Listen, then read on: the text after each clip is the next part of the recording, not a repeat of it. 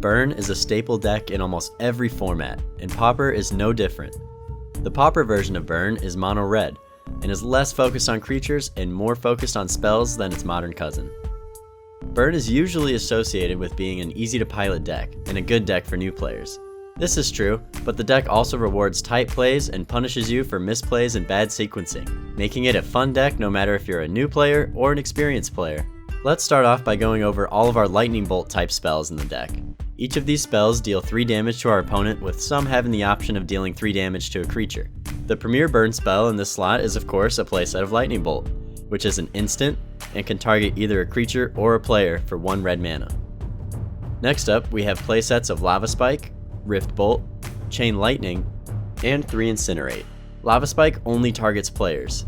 Rift Bolt has Suspend 1, which is usually how it's played. Note that you can only suspend at sorcery speed, and suspending doesn't count as casting the spell. Instead, you cast it at the beginning of your next upkeep on your next turn. Think of it kind of like a delayed lightning bolt.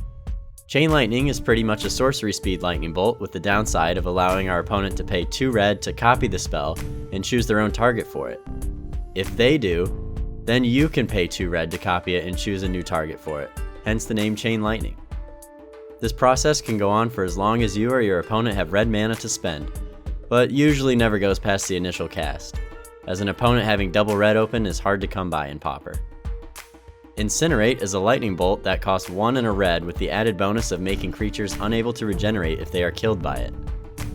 Next up, we have our spells specifically for destroying creatures. For this slot, we play 3 Searing Blaze. This is a spell that does 1 damage to target player and 1 damage to target creature that player controls.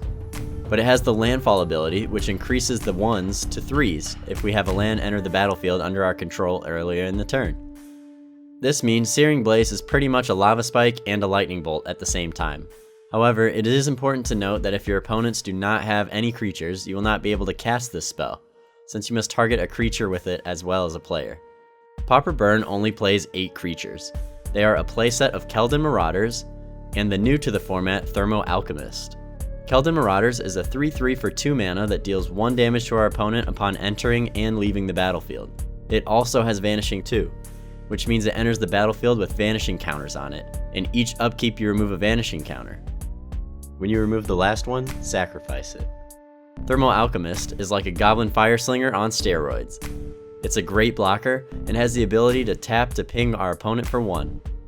It also untaps each time we cast an instant or sorcery spell, which plays extremely well with the amount of those we play in this deck. Drop this early and run away with the game. If you don't have any more instants or sorceries to cast to untap the Alchemist, always pass the turn with him untapped. This way he can be used as a blocker if needed. The next card is unique to Pauper Burn, and that card is a playset of Curse of the Pierced Heart. It may not seem good, but it is a hard to remove 1 damage per turn, which, if played early, can really add up. A playset of Needle Drop is also unique to Pauper Burn. For 1 red mana, we can ping our opponent for 1 if they were dealt damage this turn, and draw a card. This has great synergy with the deck because all of our spells can deal damage to our opponent. Our last type of spell in the deck is our Game Enders. Now, technically all the spells in our deck are Game Enders, but a playset of Fire Blast is the king of them all. This spell can be cast for free by sacrificing 2 mountains. Always cast your other spells before this. For our mana base, we play 16 mountains and 2 Forgotten Caves. The caves let us cycle in the late game if we're flooding out, but we don't want too many because only the mountains help us with casting Fire Blast. The strengths of the deck include it's fast, it's easy to pick up, and it rewards tight plays for experienced players. The weaknesses of the deck include it's really bad against life gain, which can be seen in the form of gain lands in lots of decks. It's very weak to Circle of Protection Red, and variance. Sometimes you just flood out and you don't draw enough burn, or vice versa.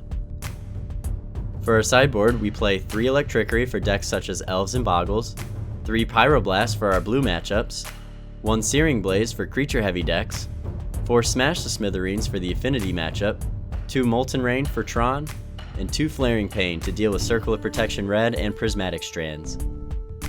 Other options for our sideboard are Relic of Progenitus for graveyard matchups, Martyr of Ashes for more board wipes, and Gorilla Shaman for Affinity.